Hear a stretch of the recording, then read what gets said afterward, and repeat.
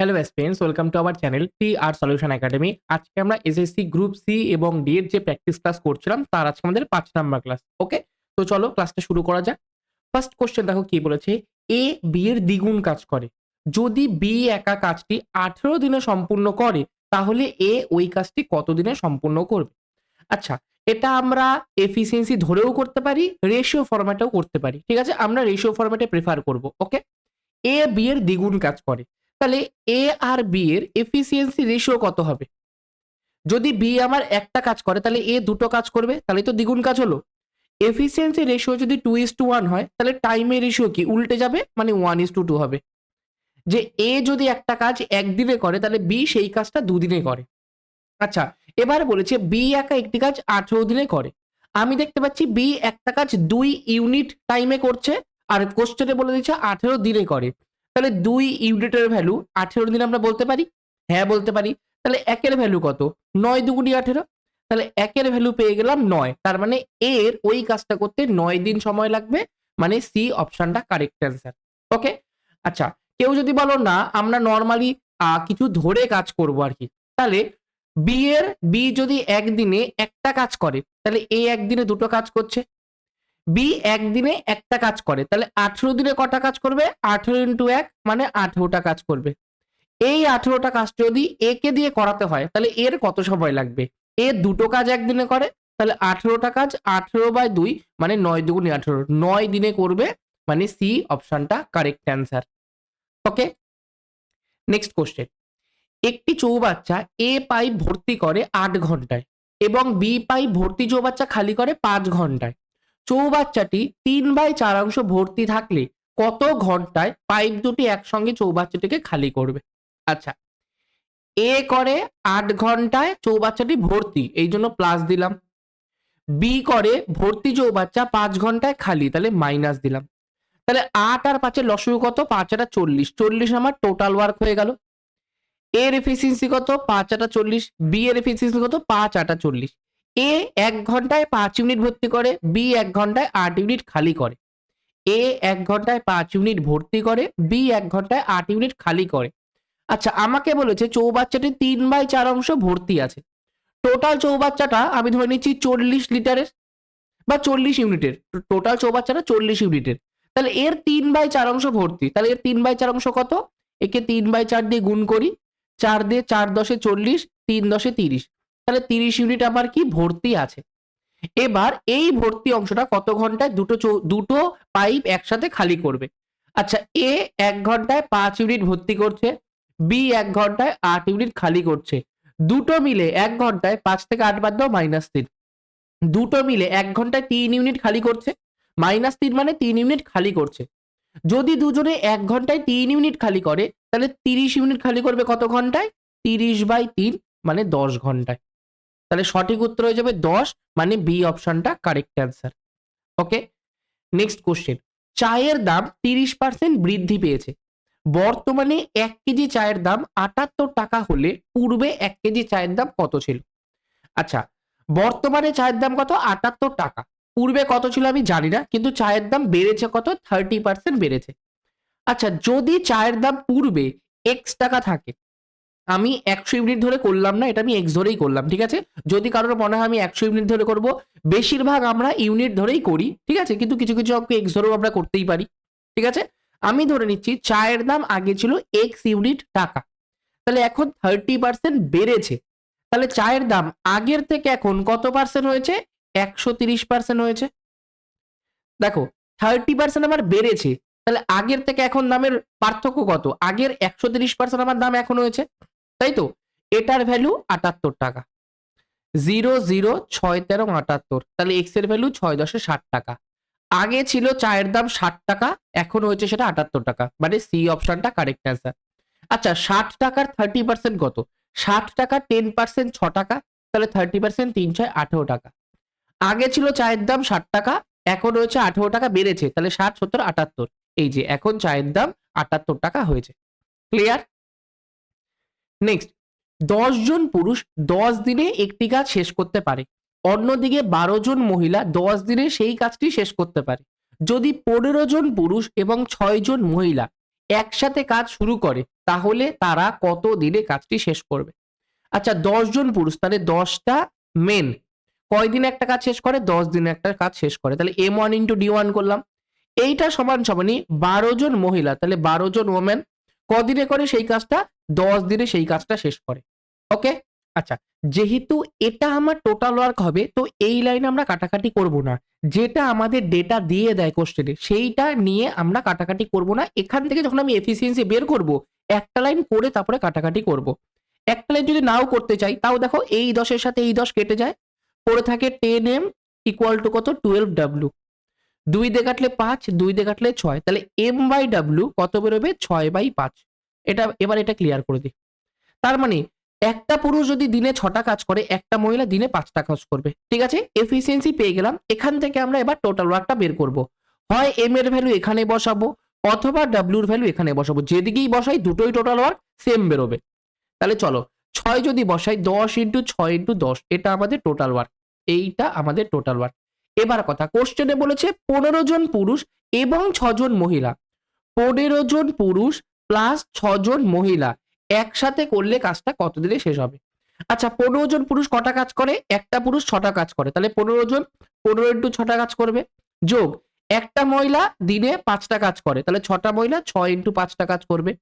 6×৫ 90, 5×6 কত? 30, মানে 120টা কাজ তারা মিলে করবে। তাহলে 120টা কাজ তারা যদি একদিনে করে, তাহলে এই কাজটা তারা কত দিনে করবে? তাহলে টোটাল ওয়ার্ক বাই তাদের এফিসিয়েন্সি। 0 0 6 দুগুনি 12, 2 দিয়ে করলে 5 দুগুনি 10, তাহলে তারা ওই কাজটা 5 দিনে করবে, মানে বি অপশনটা কারেক্ট অ্যান্সার। ওকে। নেক্সট, 700 টাকা এ বি সি এর মধ্যে এমন ভাবে ভাগ করে দেওয়া হলো যাতে এ ও বি এর অংশের অনুপাত 2:3 এবং বি ও সি এর অংশের অনুপাত 4:5 হয়। তাহলে এ পাবে কত টাকা? আচ্ছা এ বি সি এর রেশিওটা আগে কত বলেছে আমরা একবার দেখে নেব। এ বি এর রেশিও 2:3 আর বি আর সি এর রেশিও 4:5। তাহলে সবার আগে আমাকে এই দুটোকে সমান করতে হবে, কারণ দুটোই বি। তাহলে 3 আছে 4 আছে, তাহলে 3 আর 4 লসাগু কত? 12। তাহলে আমাকে 12 আনতে হবে। 12 মানে এটাকে আমরা 4 দিয়ে গুণ করব আর এটাকে আমরা 3 দিয়ে গুণ করব। 4 দিয়ে গুণ করলে 4 দুগুনি 8 আর 3 4 কত? 12, আর 3 দিয়ে এটাকে গুণ করলে 3 4 12, 3 5 15। তাহলে এটা রেশিও হয়ে গেল। এই রেশিওগুলো আমাদের কোনো কাজে লাগবে না। 8:12:15, এই তিনটে রেশিও। আচ্ছা এটা হচ্ছে তাদের এফিসিয়েন্সি রেশিও, যেটা এখানে কি বলেছে? এমন ভাবে ভাগ, আচ্ছা এফিসিয়েন্সি না, এই অনুপাতে তারা টাকাটা পেয়েছে। এ 8 ইউনিট টাকা পেয়েছে, বি 12 ইউনিট টাকা পেয়েছে, সি 15 ইউনিট টাকা পেয়েছে। তাহলে তিনজনে মিলে কত ইউনিট টাকা পাবে? 8 আর 12তে 20 আর 15তে কত? 35 ইউনিট টাকা পাবে। আর 35 ইউনিটের ভ্যালু কোশ্চেনে 700 টাকা বলে দিয়েছে। তাহলে একের ভ্যালু 35 দুগুণে 70, 20 টাকা। তাহলে এ পেয়েছে 8 ইউনিট, তাহলে 8 এর ভ্যালু কত? 8 দুগুণে 16, 160 টাকা। তাহলে এ পাবে আমার 160 টাকা, মানে বি অপশনটা কারেক্ট অ্যান্সার। এখান থেকে তোমরা যেটা হোমওয়ার্ক করবা, বি কত টাকা পেয়েছে বের করবা, সি কত টাকা পেয়েছে বের করবা, বি আর সি এর মধ্যে পার্থক্য কত টাকা সেটা বের করবা। ওকে চলো নেক্সট। একটি নির্দিষ্ট পরিমাণ আসল সরল সুদে 5 বছরে 5,200 টাকা এবং 7 বছরে 5,680 টাকা হয়, তাহলে বার্ষিক সুদের হার কত? একটা টাকা 5 বছরে 5,200 টাকায় পরিণত হয়েছে, আর ওই আসল টাকাটাই 7 বছরে 5,680 টাকায় পরিণত হয়েছে। এটা পরিণত হয়েছে মানে এটা অ্যামাউন্ট। তাহলে এই যে 7 বছরে 5,680 টাকা হয়েছে, তার মানে কি 5,680 টাকার মধ্যে আমার আসল আছে প্লাস 7 বছরের আমার সুদ আছে। 5,200 টাকার মধ্যে কি আছে? আমার আসল আছে প্লাস 5 বছরের সুদ আছে। তাহলে যদি ওপরটা থেকে নিচেরটা মাইনাস করি, তাহলে 2 বছরের ইন্টারেস্ট পাবো, কারণ এখানে প্রিন্সিপাল প্লাস 7 বছরের ইন্টারেস্ট, এখানে প্রিন্সিপাল প্লাস 5 বছর ইন্টারেস্ট আছে। তাহলে মাইনাস করে এটা কেটে যায়, 7 থেকে 2 বাদ দিলে 2 বছরের ইন্টারেস্ট হয়, 7 থেকে 5 বাদ দিলে। ওকে, তাহলে 2 বছরের ইন্টারেস্ট কত হবে? 0 8 4 আর 2 6, 480 টাকা। তাহলে 1 বছরে কত হবে? 240 টাকা। তাহলে তোমরা 5 এর ভ্যালুও বের করতে পারো, 7 এর ভ্যালুও বের করতে পারো। আমি 5 এর ভ্যালু বের করছি। তাহলে 5 এর ভ্যালু কত? 5 0 0 4 5 20 2 5 10 11 12। 5 বছরের সুদ আমার এত টাকা, আর 5 বছরের সুদ আসল আমার এত টাকা। তাহলে প্রিন্সিপাল আসল কত? সুদ আসল থেকে আমি যদি সুদটাকে মাইনাস করে দিই, তাহলে আসল পাবো 0 0 0, 4 আর 1 5, 4,000 টাকা আমার কি আসল। 4,000 টাকার উপর আমি বছরে এই যে 1 বছরে 240 টাকা পাচ্ছি, তাহলে বার্ষিক সুদের হার কত? 240 টাকা পাচ্ছি আমি 4,000-এর মধ্যে, তাহলে শতকরা কত পাবো? ইন্টু 100%।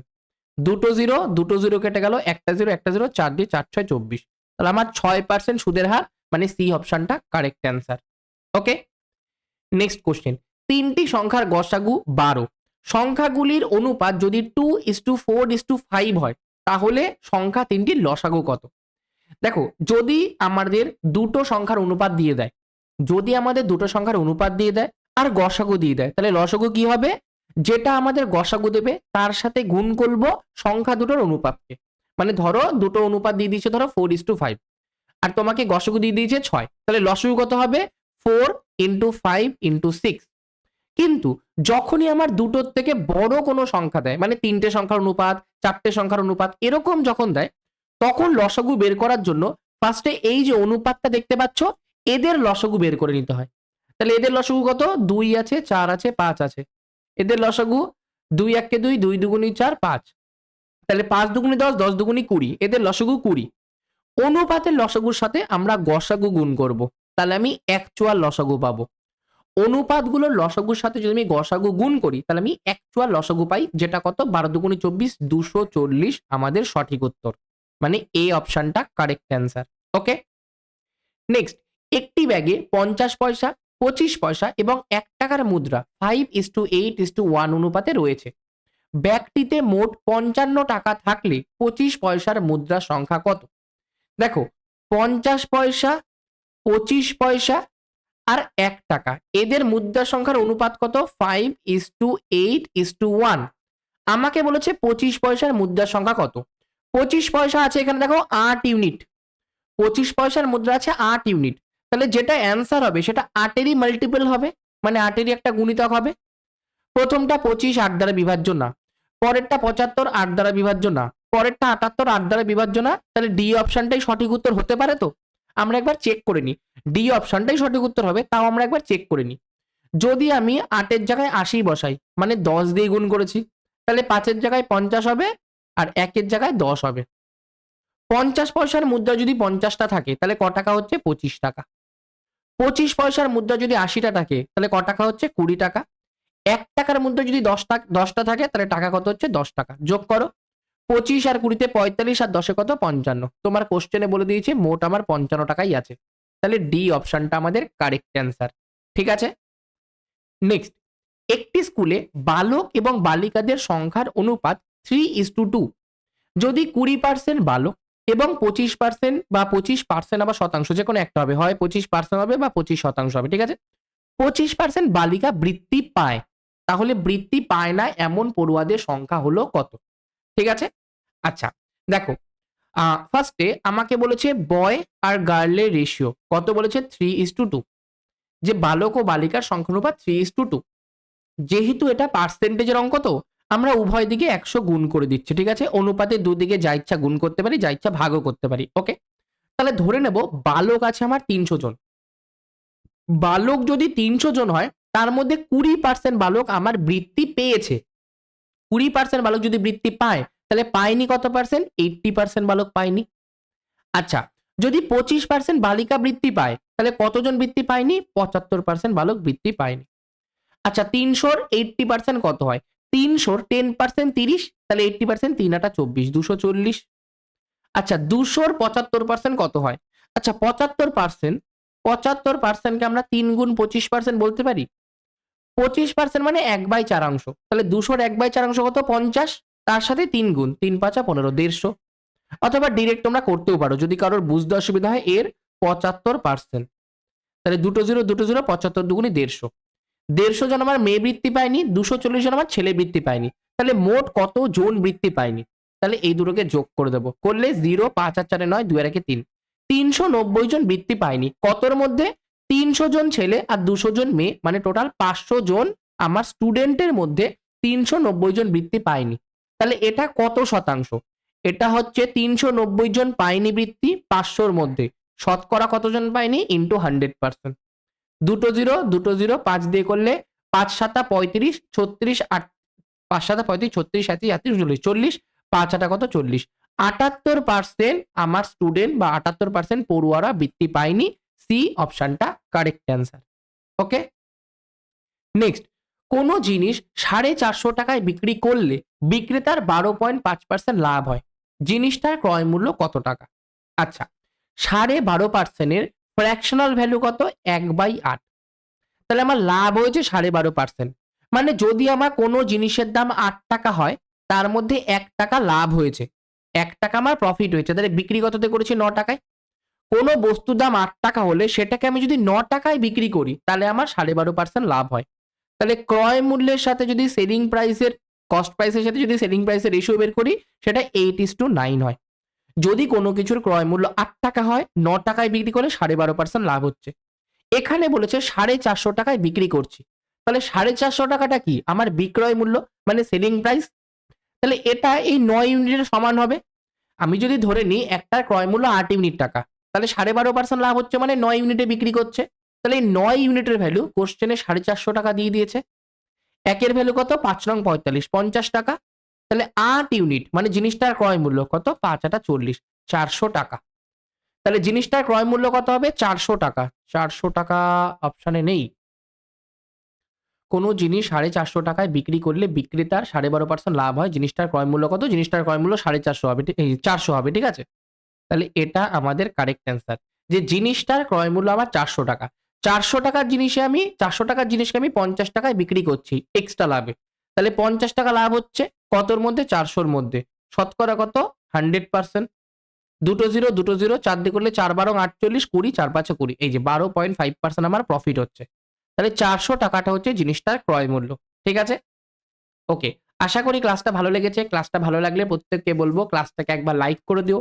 চ্যানেলে যারা প্রথমবার এসছো চ্যানেলটাকে একবার সাবস্ক্রাইব করে দিও। ঠিক আছে? আজকের জন্য এইটুকুনি। Thank you. Keep supporting.